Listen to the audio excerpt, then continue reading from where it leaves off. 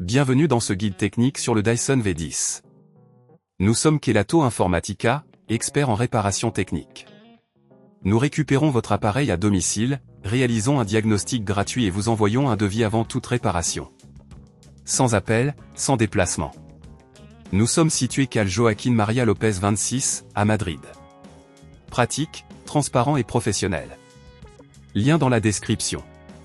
Si votre Dyson V10 fait un bruit horrible et perd de l'aspiration, cela peut être dû à un moteur défectueux. Ce bruit indique souvent que les composants internes sont endommagés, et si vous ne réparez pas à temps, cela peut causer des dommages supplémentaires à l'appareil, rendant la réparation encore plus coûteuse.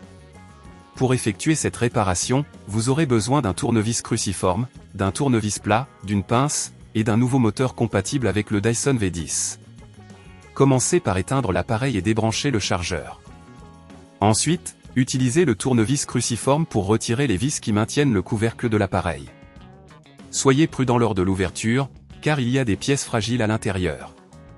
Une fois le couvercle retiré, localisez le moteur, qui est généralement fixé par plusieurs vis. Retirez ces vis en utilisant le tournevis cruciforme. À ce stade, vérifiez les connexions des câbles qui relient le moteur à la carte électronique. Déconnectez soigneusement ces câbles en utilisant la pince pour éviter d'endommager les connecteurs. Avec le moteur maintenant libre, retirez-le doucement. Prenez votre nouveau moteur et assurez-vous qu'il est compatible. Installez-le en inversant le processus précédent, fixez-le avec les vis et reconnectez les câbles. Assurez-vous que tout est bien en place et que les connexions sont sécurisées. Si à ce stade cela vous semble trop complexe, n'oubliez pas que chez Kelatos nous récupérons votre appareil à domicile et nous vous le renvoyons réparé. Une fois le moteur installé, replacez le couvercle et vissez-le en place. Vérifiez que toutes les vis sont bien serrées et que le couvercle est bien fixé.